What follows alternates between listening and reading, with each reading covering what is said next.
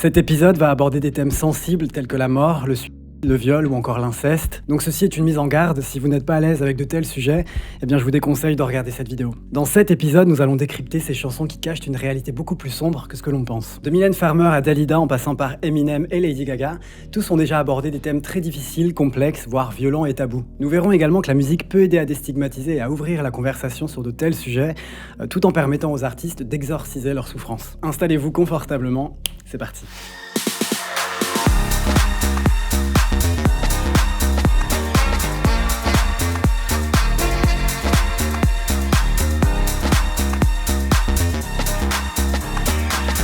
Bonjour à tous, c'est Popsley, je suis ravi de vous retrouver dans un nouvel épisode.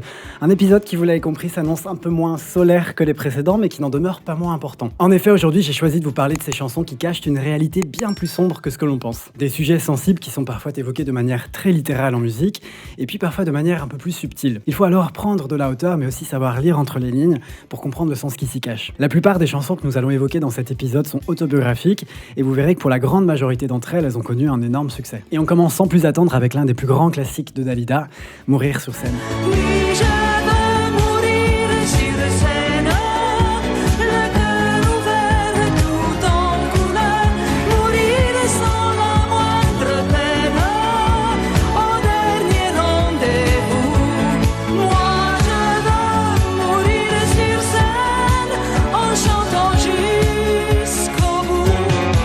Il y a 36 ans, dans la nuit du 2 au 3 mai 1987, Dalida a décidé de mettre fin à ses jours, laissant derrière elle un répertoire culte et un héritage culturel incroyable. Et une des chansons souvent citées comme emblème de sa carrière, c'est Mourir sur scène. Un titre intergénérationnel qui avait tout d'une chanson, malheureusement prémonitoire. Mourir sur scène est un monument de la musique, mais apparaît aussi comme une sorte de testament où Dalida s'entretient directement avec la mort, à qui elle livrerait ses dernières volontés. Cette chanson, elle figure sur son album Les Petits Mots, sorti en 1983. Malheureusement, à sa sortie, Mourir sur scène n'a pas l'étoffe d'un tube, on vient même à parler d'échec commercial. En réalité, c'est même la phase B d'un 45 tours. Ce n'est que lorsque Dalida dit au revoir à la vie après avoir ingurgité diverses substances que le grand public et les médias font le lien entre la chanson et le destin tragique de celle qui l'interprète. Autre fait surprenant, Dalida ne voulait pas de la chanson à la base, ce n'est que lorsque son frère a insisté qu'elle a accepté de l'enregistrer. De son côté, Jeff Barnell est convaincu par la force de frappe de ce titre, et pour lui c'est une chanson qui lui sied à merveille. Il demande toutefois à ce que le texte soit davantage adapté à Dalida,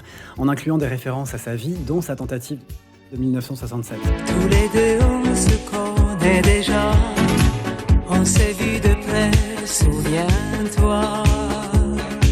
La mort se retrouve alors incarnée, elle est clairement personnifiée dans cette chanson. Effectivement, on comprend qu'elle parle directement à la mort, on s'est vu de près, souviens-toi. Cette tentative de avait provoqué une émulation médiatique très vive. Dalida avait tenté de mettre fin à ses jours peu de temps après la tragique disparition de son fiancé, Luigi Tenco. Pour le contexte, le 27 janvier 1967, c'est le festival de la chanson de Sanremo en Italie, et la chanson écrite et composée par Luigi Tenco, Ciao amore ciao, a malheureusement dû s'incliner face à ses adversaires. Un choix qui le met hors de lui, il ne supportera pas cette décision, si bien qu'il va quitter le concours pour rejoindre sa chambre d'hôtel, dans laquelle il va se tirer une balle dans la tête. Et le corps va être retrouvé par Dalida. Un souvenir, on imagine, traumatisant pour l'artiste et qui va la hanter toute sa vie. Malheureusement, ce ne sera pas le seul, puisque cet album dont est issu Mourir sur scène sort en 83, et cette année-là encore, Dalida se retrouve endeuillée par son ancien compagnon, Richard Chanfray. On peut noter également que Mourir sur scène est une chanson osée pour l'époque, tant par ses références à la mort que par le contraste qu'il existe entre le thème sombre de la chanson et la production qui sonne un peu plus joyeuse. Quoi qu'il en coûte, Dalida insiste sur le fait de vouloir mourir en public,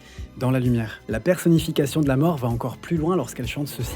Choisis plutôt un soir de gala, si tu veux danser avec moi. Elle s'imagine même partager quelques pas de danse avec la mort, comme si celle-ci ne lui faisait pas peur au final. Sébastien Ministru raconte que pour lui, Dalida se présente comme une condamnée. Il dit quelque chose que je trouve très intéressant, je le cite. En se présentant comme objet sacrificiel qui donne le pouvoir à son public, Dalida crée toutes les conditions du mythe. Elle pose elle-même la première pierre de sa propre légende. En d'autres termes, Dalida montre ce qu'elle veut devenir après sa mort, un récit. Malheureusement, le 3 mai 1987, Dalida nous quitte depuis son domicile à Paris. Elle avait alors 54 ans et son corps sera retrouvé le lendemain, accompagné de cette lettre devenue mythique. La vie m'est insupportable, pardonnez-moi, Dalida. Mourir sur scène continue de nous fasciner de décennie en décennie. C'est une chanson qui traverse les époques. Et ce que je trouve magnifique, c'est que la nouvelle génération d'artistes a à plusieurs reprises témoigné de son adoration pour ce titre. Moi je veux mourir sur scène, de devant les projecteurs. Oui, je veux mourir sur scène, le cœur ouvert tout en couleur. Mourir sans la moindre peine, au dernier rendez-vous. Moi je veux mourir sur scène, en chantant jusqu'au bout. Je vous propose de continuer avec Pumped Up Kicks de Foster the People, l'un des sons les plus populaires de l'année 2011.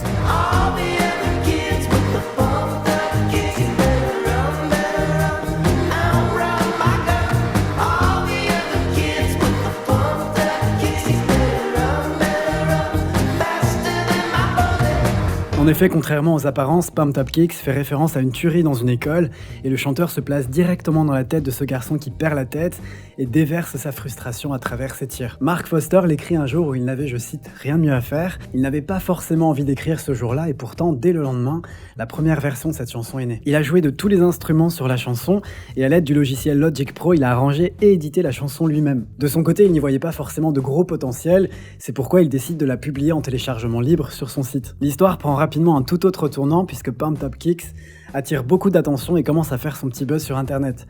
Le magazine Nylon l'utilise dans l'une de ses campagnes et est intégré dans divers blogs.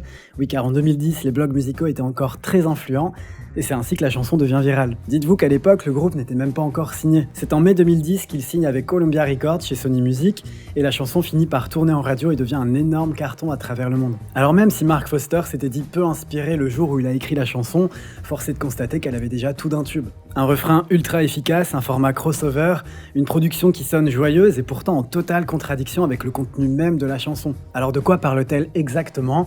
Je vous propose qu'on se penche davantage sur les paroles. Comme je vous disais, Pumped Up Kicks parle de cet enfant qui perd la tête et qui prépare sa vengeance. Selon Mark Foster, les jeunes de la nouvelle génération sont de plus en plus isolés. Il décrit cela comme une sorte d'épidémie, mais il s'est également beaucoup inspiré des tueries qu'il y a pu avoir aux États-Unis dans des écoles. Mais au lieu d'écrire sur les victimes, il a voulu, je cite, entrer dans l'esprit du tueur, comme Truman Capote l'a fait dans In Cold Blood. Pourtant, dans le premier couplet de la chanson, cet enfant dont on parle ne semble pas préparer une telle barbarie.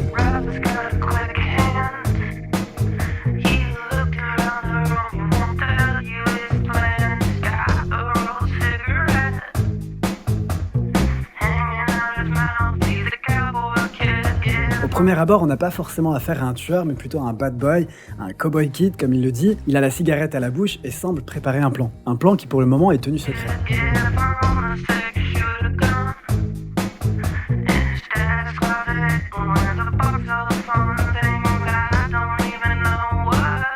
On comprend alors que l'enfant trouve un pistolet dans le placard de son père. Et c'est à ce moment-là qu'on commence à faire le lien. He's coming for you. Prenez garde, il arrive et ça va être violent.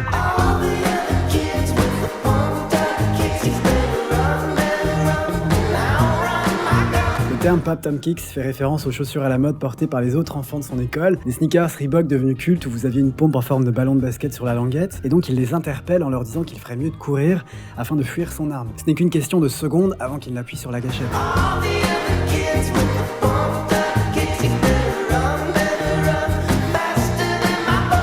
On imagine que cet enfant a soif de revanche. Robert était sûrement frappé par ces Pumped Up Kicks, c'est pourquoi il décide de se venger et perd la tête. Il s'agit là d'une hypothèse, mais une autre hypothèse également abordée par certains médias, est que cette envie de violence puiserait ses origines dans sa relation avec son père. Un père absent et potentiellement très violent.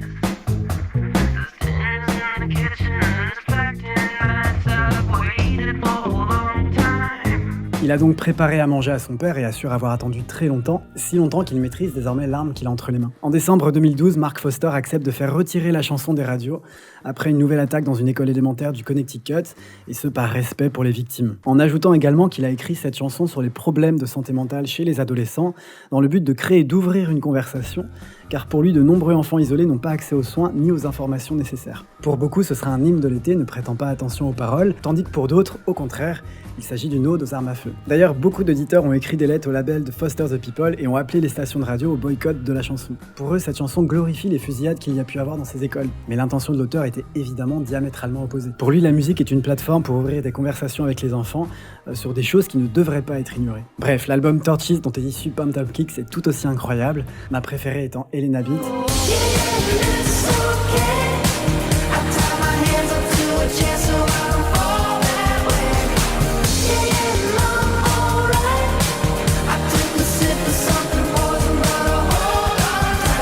Mais également Houdini.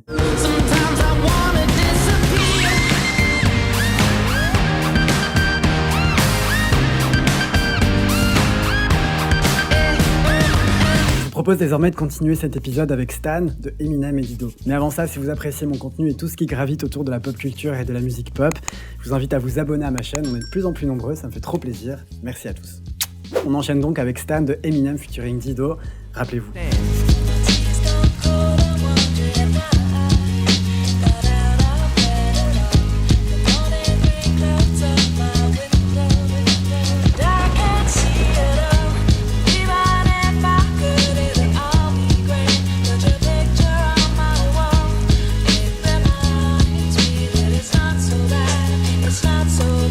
Stan raconte l'histoire d'un fan qui est obsédé par Eminem et qui est prêt à tout pour avoir une conversation avec lui. Seulement, son admiration pour lui va très vite se transformer en une rage très violente. J'adore ce titre, mais surtout sa composition. Il y a une sorte de gradation tout au long de la chanson, une histoire qui monte crescendo et qui finit de manière fatale, puisque l'on assiste en réalité à la destruction du personnage, Stan. Stan était le 3e single du 2e album d'Eminem, un album qui figure parmi ses plus gros succès. Pour vous donner une idée, l'album s'est vendu à plus de 33 millions d'exemplaires à travers le monde, dont 12 millions d'exemplaires rien qu'en Amérique, et plus de 600 000 exemplaires écoulés en France. C'est son plus gros succès en termes de vente, juste derrière The Eminem Show. D'ailleurs, Eminem est l'un de ces rares artistes qui a une telle longévité en termes de carrière et en termes de succès. En 2021, après 25 ans de carrière, Eminem a été nommé comme l'artiste ayant vendu le plus de disques durant ces 20 dernières années, d'après un rapport de Nielsen Music. Pour en revenir à Stan, la chanson a connu un énorme succès à travers le monde, bien que celui-ci ait été plus timide aux États-Unis, puisque la chanson n'ira pas plus haut que la 51e place, en partie parce que les radios ne voulaient pas d'une chanson qui dure plus de 5 minutes, sur un mec qui se jette d'un pont avec sa femme enceinte à bord d'une voiture. Vous allez très vite le comprendre. Eminem le sait, il dispose d'une fanbase énorme, des fans qui sont parfois très investis, des fans qui s'habillent comme lui, qui marchent comme lui, qui agissent comme lui. Il en avait d'ailleurs fait une chanson, rappelez-vous.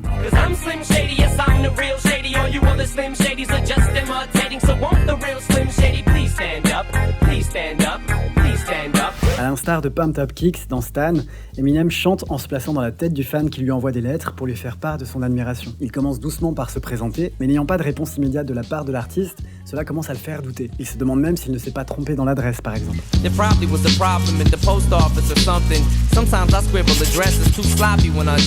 Il tente alors de le prendre par les sentiments en envoyant cette fois-ci un courrier avec une dimension un peu plus affective. Il lui parle de sa paternité, il lui demande des nouvelles de sa fille, tout ça dans le but de créer un lien unique avec lui.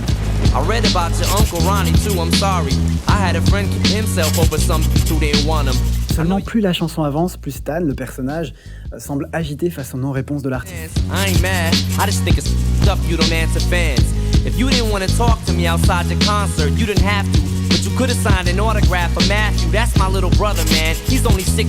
Passé 6 mois sans réponse, Stan, qui est alors dépressif, tente le tout pour le tout et passe à l'action. Sa passion se transforme alors en folie. Il fait des références à des menaces implicites de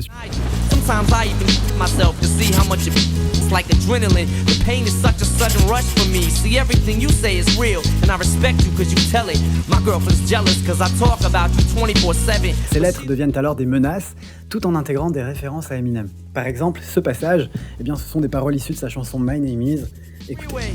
Hey Slim, I fit the dare me to drive. I just drank and fit the vodka. Dare me to drive. Stan ne supporte pas être ignoré, il craque à la fin de la chanson et passe aux choses sérieuses. Il décide alors de se venger, mais également de faire culpabiliser l'artiste en même temps. Il se jette alors d'un pont en voiture avec sa femme enceinte enfermée dans le coffre, et ce après avoir ingurgité de l'alcool. Well, gotta go. I'm almost at the bridge now. Oh, I forgot. How am I supposed to send it now?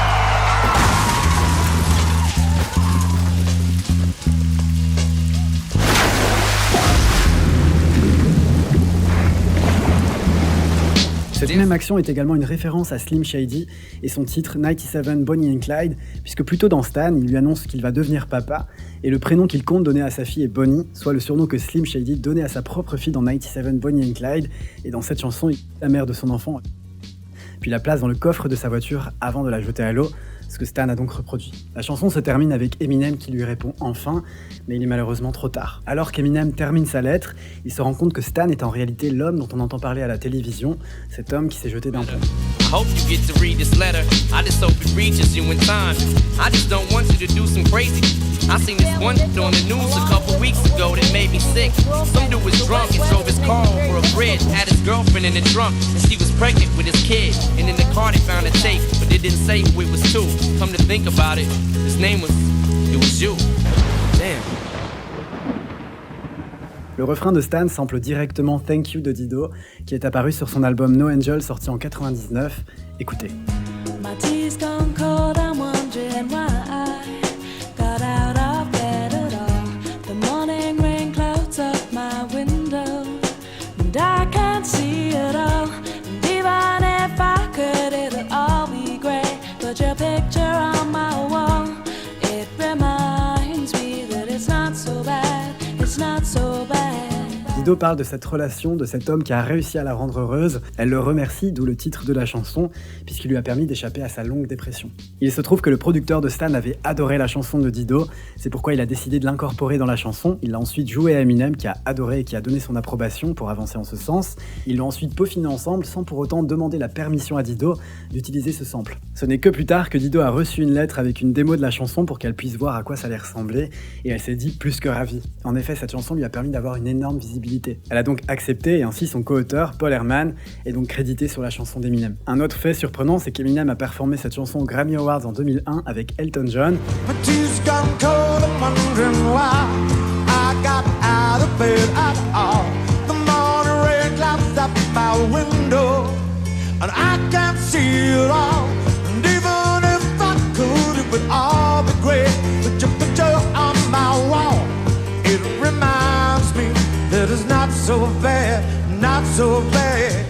Autre fun fact, le premier enfant de Dido est né en juillet 2011 et elle a choisi de le nommer Stanley, mais il ne s'agit pas d'une référence à la chanson. Et enfin, dernier fun fact, la chanson a eu un tel impact que le terme Stan est entré dans le Oxford American Dictionary en 2017. La langue anglaise avait besoin d'un terme pour décrire un fan qualifié d'obsessionnel, et donc le terme Stan peut être utilisé en ce sens, soit comme un nom, mais aussi comme un verbe. Je vous propose de continuer cet épisode avec C'est une belle journée de Mylène Farmer.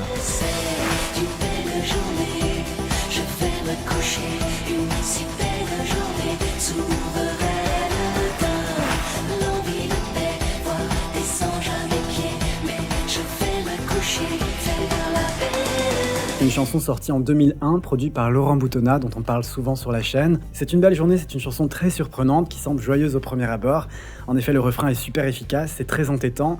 Cela pourrait presque nous faire penser à une comptine toute innocente, mais si l'on se penche sur les paroles, tout devient clair. Mylène Farmer chante en réalité sur le... D'ailleurs, voici ce qu'elle déclarait en 2006 dans 7 à 8 sur TF1. Je fais appel à ma mémoire, mais je me souviens quand j'ai écrit « C'est une belle journée », dans le refrain, j'avais mis « C'est une belle journée, je vais me... » à la place d'aujourd'hui, c'est une belle journée, je vais me coucher. Et je crois que là, ce pourrait être un appel au secours de certaines personnes un peu fragiles. Et j'ai changé ce mot pour un autre, parce que c'était peut-être tout d'un coup quelque chose de trop fort, trop déterminant. Vous l'avez compris, elle a donc décidé de remplacer je vais me coucher, consciente de l'influence que peuvent avoir ces paroles sur son public. Le site mylène.net est une vraie mine d'or pour tout ce qui touche à l'artiste et nous fait part de 2 références littéraires. La première, ce serait celle-ci.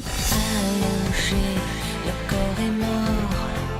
Pour des milliers, c'est un homme qui dort. Ce passage serait potentiellement une référence à un poème d'Arthur Rimbaud, Le Dormeur du Val. Trop content de pouvoir le mentionner puisqu'il est originaire de ma ville natale. Dans son poème, il dit « Il dort dans le soleil, la main sur sa poitrine, tranquille, il a 2 trous rouges au côté droit. » Un poème écrit alors qu'il n'était âgé que de 16 ans et qui lui aussi présente un énorme contraste. À l'instar de la chanson de Mylène Farmer qui est joyeuse dans sa production et glaçante de par son thème, le poème lui est doux de par son cadre, mais macabre lorsque l'on lit la chute. Le poème débute ainsi, c'est un trou de verdure où chante une rivière. Puis finit par « Il dort dans le soleil, la main sur sa poitrine, tranquille, il a 2 trous rouges au côté droit ».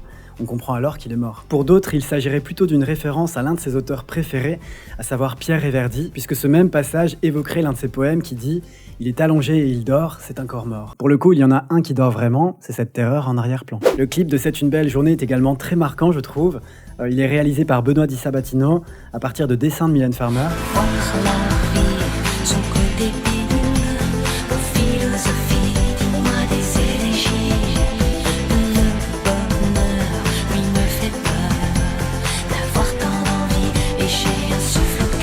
Qui renforce une fois de plus le côté innocent, le côté enfantin dont on parlait plus tôt. D'ailleurs, ce qui va renforcer une nouvelle fois cette idée, c'est que lors de la promotion de la chanson, une publicité sera diffusée en télévision, et c'est la nièce de Mylène Farmer qui fera la voix off de celle-ci. Écoutez. C'est une belle journée, le nouveau single de Mylène Farmer, extrait du best-of Les mots. Elle sera à nouveau sollicitée un an plus tard, mais cette fois-ci pour Alizé et sa chanson Youpidou. Écoutez. Youpidou.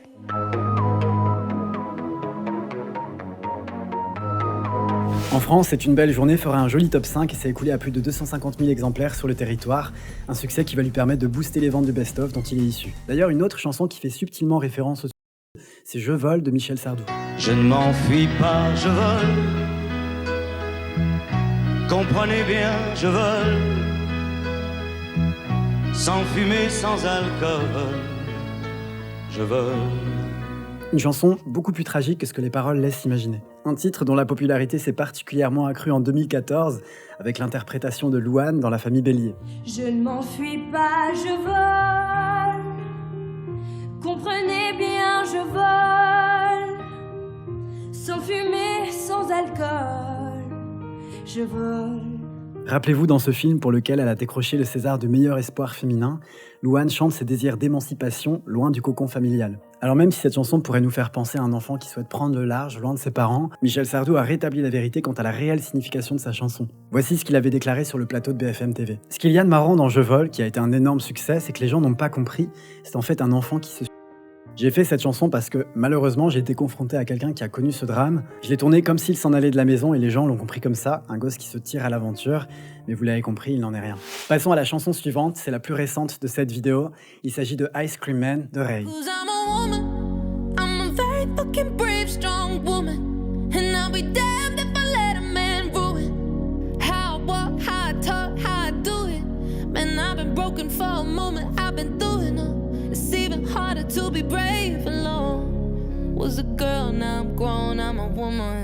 Une chanson que je trouve déchirante qui parle de ses agressions dont a été victime l'artiste, et ce tout au long de sa vie. Ça parle des sentiments de honte, mais également de toutes les remises en question qui ont suivi. Le prédateur en question s'avère être un grand producteur, et cela s'est passé dans les premières années de sa carrière. Elle le raconte dès le début de la chanson. So this producer hit me up on a DM. He told me, hey, I really like what you are doing. He told me, come round to the studio, let's cook it. Mais il s'avère que ses intentions n'étaient malheureusement pas les bonnes. Ray raconte que ce même producteur l'a ensuite invité en studio pour travailler sur de la musique, mais quand elle est arrivée, il a tenté de l'agresser sexuellement. But when I got there, should have heard what he was saying.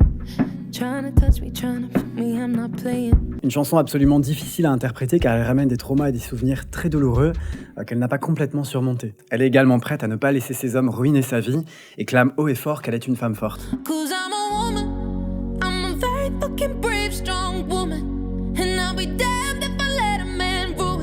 Voici ce qu'elle avait déclaré à la BBC. Quand ça m'est arrivé, je n'en ai parlé à personne, je ne savais pas réellement quoi en faire, alors j'espère que la chanson trouvera son chemin vers ceux qui en ont besoin, afin qu'ils puissent affronter ses sentiments et les exorciser. Ray a interprété la chanson pour la toute première fois en 2018, mais lorsqu'elle a enregistré la chanson en 2022 pour son premier album, elle a revu les paroles, notamment sur le deuxième couplet. Des phrases glaçantes qui exposent les prédateurs auxquels elle a dû faire face tout au long de sa vie.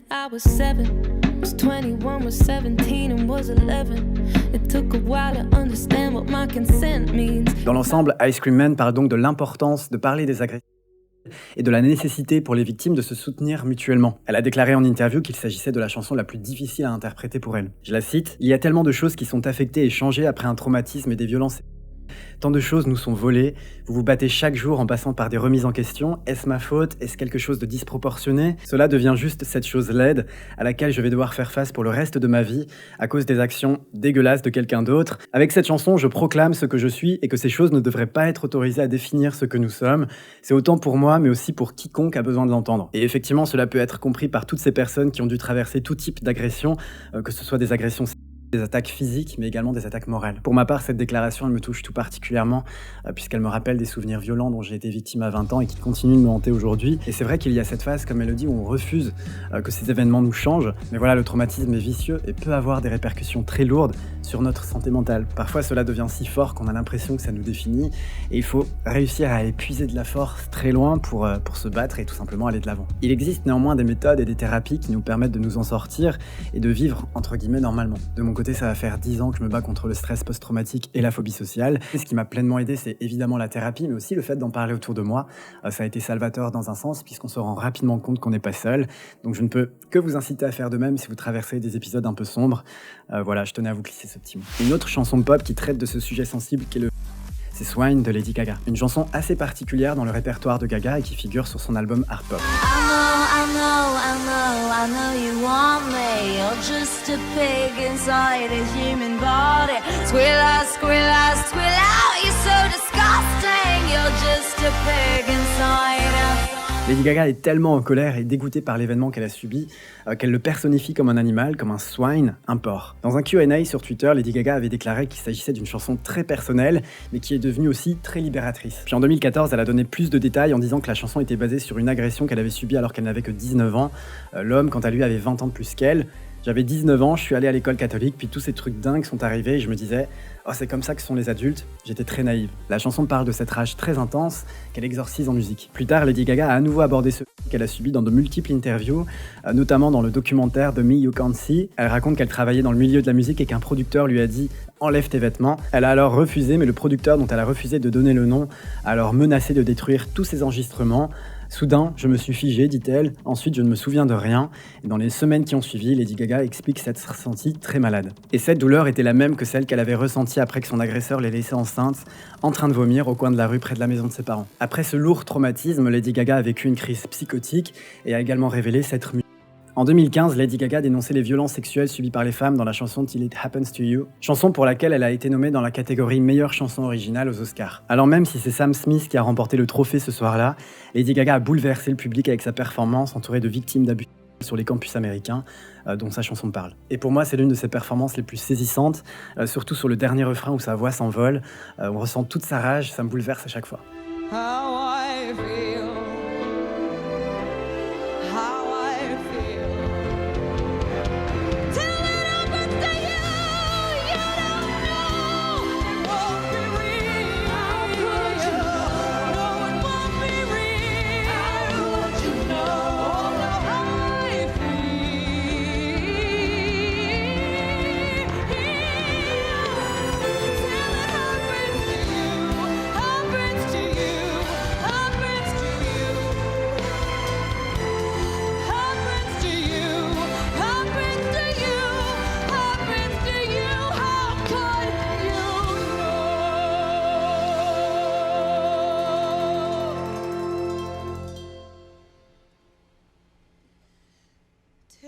Happens to you, you won't know how I feel. On continue avec l'une des plus belles chansons de Barbara sortie en 70, L'Aigle Noir, qui figure parmi les chansons les plus emblématiques de sa discographie. Il avait les yeux couleur rubis et des plumes couleur de la nuit. Selon le média Humanité, je cite, « La petite histoire veut que l'Aigle Noir soit né dans les coulisses du théâtre de la Renaissance à Paris. Barbara est alors dans sa loge et elle entend une mélodie de son arrangeur. Elle a un coup de cœur pour celle-ci et elle y déposera son Aigle Noir. » Une chanson qui aborderait le drame de sa vie, celui d'une enfance brisée par... Et encore aujourd'hui, le caractère intime et le sens caché de cette chanson fait débat. L'Aigle Noir proviendrait d'un rêve et la chanson débute comme si on s'apprêtait à en raconter un. Un beau jour, ou peut-être une nuit, près d'un lac, je m'étais endormi. À sa sortie, le public ne se pose pas forcément de questions et comme le rappelle André Manoukian dans son émission La vie secrète des chansons, Barbara devenait quelque peu farouche lorsqu'on passe la barrière de l'intime en interview. Barbara bloquait la conversation à chaque fois en prétextant que cela ne concernait qu'elle. Je ne comprends pas très bien je comprends très bien votre question et je ne pas parce que quand vous me parlez de moi, ça me déroute parce que c'est pas ça qui est important. C'est ce que quand je me replie comme ça, c'est moi toute nue, si vous voulez.